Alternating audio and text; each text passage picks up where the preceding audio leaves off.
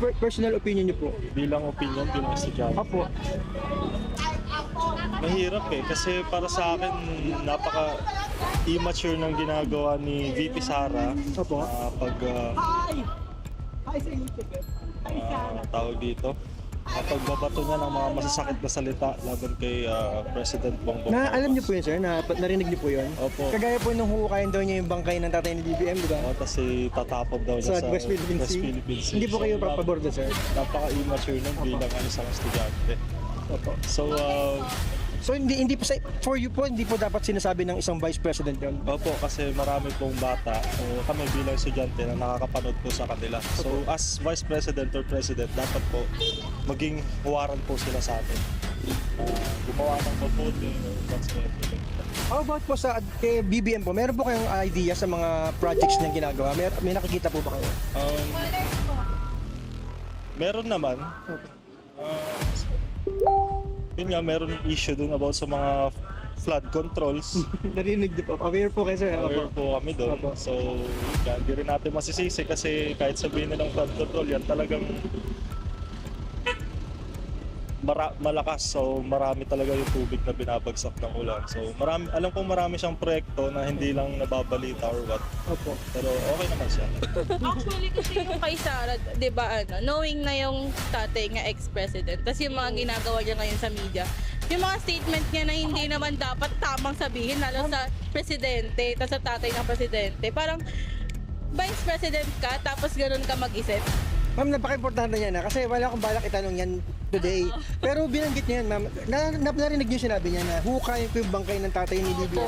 Di ba, kahit sinong normal, kahit sinong normal na tao, hindi ganun mag-isip Kahit galit ka pa, di ba?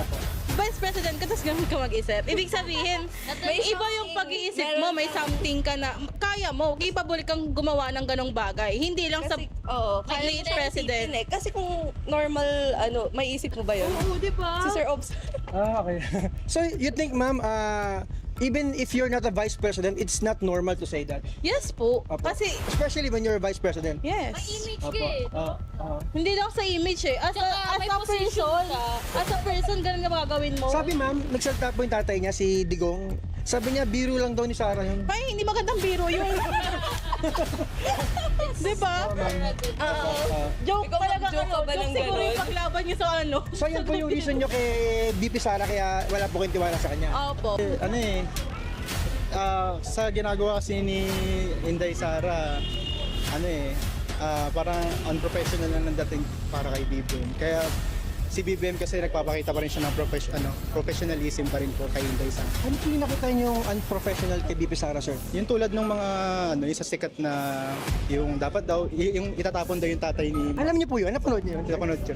Sabi niya po, hukayin ko yung bangkay ng tatay ni BBM, itatapon ko sa West Philippine Sea. Ayaw niyo po yun, sir? Siguro syempre kasi syempre tatay niya pangalan niya Siya po lakay. Apo. Syempre bilang anak po masakit 'yun sabihin sa ama po. So sa tingin niyo po, sir, very unprofessional po yung sinabi ni BBM. Para sa akin, opo. And as a vice president po, sa tingin niyo hindi niya dapat sinabi yan.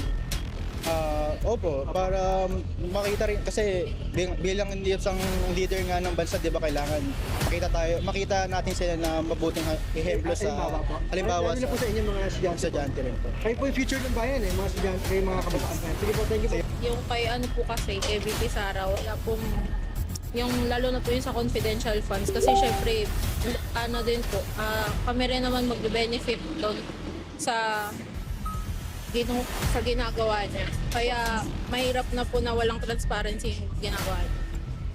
Tsaka, asan yung confidential fund?